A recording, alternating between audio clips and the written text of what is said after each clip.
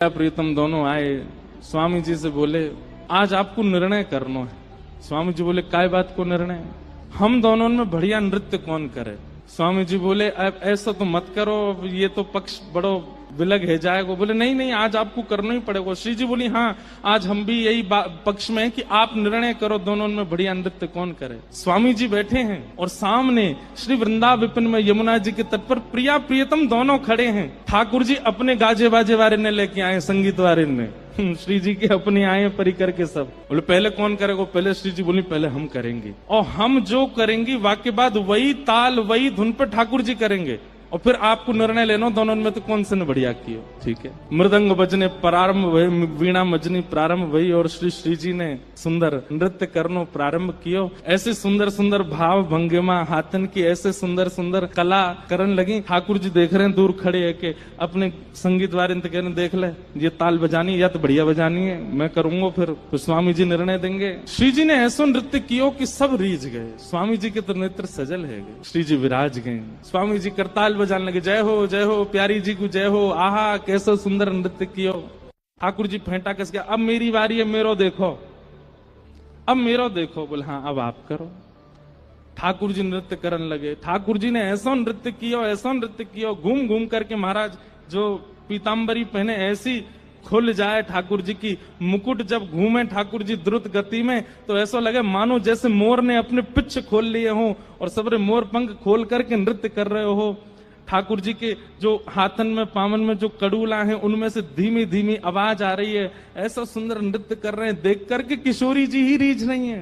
आहा कितने प्यारे लग रहे हैं, कितने सुंदर लग रहे हैं। जैसे ही ठाकुर जी ने अपना नृत्य विश्राम किया, स्वामी जी बोल पाए, बोले श्री जी या बार तो माननी पड़ेगी ठाकुर जी ने बढ़िया नृत्य किया, या बार तो आप विजयी भाई, आपको नृत्य बढ़िया है। प्रिया जी बोली सही है, हमने मान ली इनको नृत्य बढ़िया, लेकिन अब की एक बार में निर्णय ना होवे, अब की बार होएगा।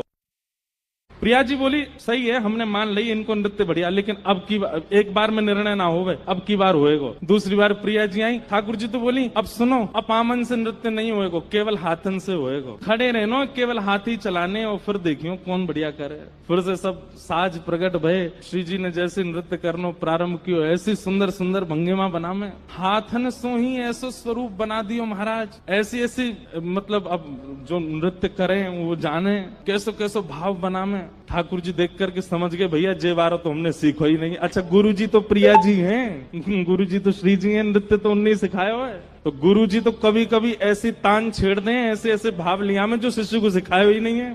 ठाकुर जी मानो मनी मन करें जे बारो तो ना सिखायो मुझे। बोला अब करो। अब की बार ठाकुर जी आए तो फिर स्वामी जी बोल गए जय जय, या बार तो श्री जी विजयी भैया, या बार तो श्री जी जीत गए हैं, या बार तो श्री जी की विजय भैया। ठाकुर जी बोले दो पक्ष में तो फिर पडला बराबर है गयो, तीसरी बारी में पता चलेगी श्रेष्ठ कौन है। और श्री जी दोनों बार में आपने पहले नृत्य किया, अब की बार मैं पहले करूंगा। आप बाकी बात जो मैं करके दूं, जो मैं परोसूं वाकू आप करियो। फिर श्री जी बोली हाँ अब के करो। ठाकुर जी बोले ना हाथ चलेंगे ना पैर चलेंगे, केवल भौं अटकेंगी अब तो। अब तो केवल सहन चलेंगे, अब तो केवल मुख की आकृति से नृत्य होवे।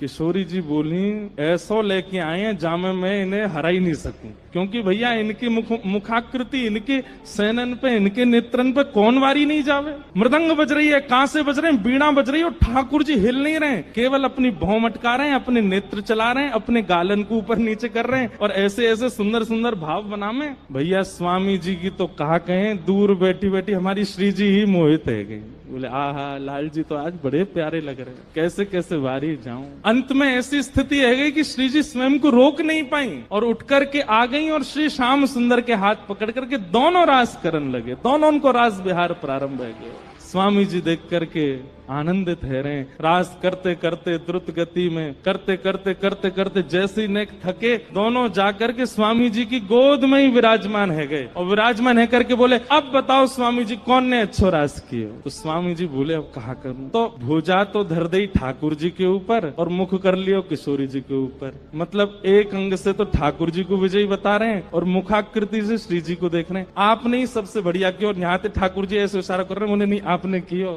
तब दोनों मिलकर के बोले स्वामी जी आप तो बड़े रसिक हो।